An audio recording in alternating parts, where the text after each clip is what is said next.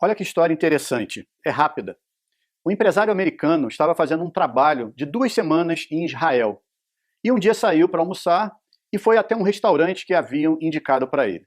Quando ele chegou lá, havia uma fila de espera. E ao chegar para perguntar para a atendente se iria demorar muito, já que ele tinha que voltar para o escritório de trabalho, um senhor, que era o próximo da fila, vendo que o empresário precisava almoçar logo, ofereceu o seu lugar na fila e disse: "Eu sou aposentado, meu filho, não tenho pressa." Ele, meio constrangido, acabou aceitando e entrou para almoçar. Como estava com pressa, fez uma refeição rápida e, quando já estava pagando a conta, ele percebeu que aquele senhor que havia lhe cedido o lugar tinha acabado de entrar. Ele acenou em forma de agradecimento e foi embora. Quando ele chegou no escritório, havia entre as pessoas um movimento estranho, uma revolta, um pânico. Um atentado terrorista tinha acabado de acontecer e tinha sido exatamente no restaurante que ele havia almoçado. Imediatamente ele se lembrou daquele senhor que havia lhe cedido o lugar na fila e que provavelmente estaria ferido ou mesmo morto. Ele entrou em choque com aquilo. O homem lhe cedeu o lugar e, se não tivesse feito isso, ele teria sido a vítima do atentado. Ele então passou a buscar informações de todas as formas para descobrir o número de mortos e de feridos. 3 dias depois, ele consegue descobrir que aquele senhor estava internado em um hospital de Israel. Ele imediatamente parte para lá e encontra o filho daquele senhor. Ele conta para o filho o que aconteceu com ele, com aquela gentileza que ele recebeu, que acabou salvando a vida dele, mas que, infelizmente, trouxe aquela situação para o pai dele. O empresário, então, fala para o filho que, em forma de retribuição, gostaria de pagar todas as despesas médicas e de tratamento, que eles não ficassem preocupados, que ele teria condições de bancar o melhor que ele precisasse. O filho daquele senhor explica que não haveria necessidade dele fazer nada daquilo, pois lá em Israel, as vítimas de atentado terroristas recebem toda a assistência do governo. O empresário, de qualquer forma, deixa com o rapaz seus telefones de contato e diz que qualquer coisa que eles precisassem, que ele poderia pedir para ele. E até o dia da sua volta aos Estados Unidos ficou ligando para saber da recuperação daquele senhor.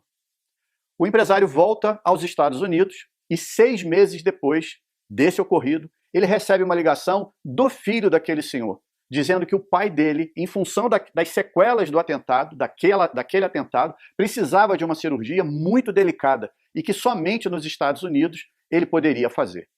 E perguntou se o empresário poderia ajudá-los de alguma forma. O empresário imediatamente disse que sim. Pegou os dados deles e já pediu para sua secretária executiva providenciar tudo o que fosse necessário para a vinda dos dois para os Estados Unidos. Passagem, consultas, internação, hotel, tudo. No dia do voo em que os dois, vindos de Israel, iriam chegar nos Estados Unidos, o empresário liga cedo para sua secretária e avisa que não iria trabalhar naquela manhã, pois ele ia pessoalmente buscá-los no aeroporto. E assim ele fez. O voo chegava por volta das 9 horas da manhã e antes disso ele já estava lá, feliz por poder ajudar o homem que salvou a sua vida. O reencontro foi marcado por muita alegria e emoção. E quando eles já estavam no carro se dirigindo para o hotel em que os dois iriam ficar hospedados, o empresário escuta no rádio do seu carro a notícia de que um avião havia acabado de atingir uma das torres gêmeas em Nova York. Era 11 de setembro de 2001.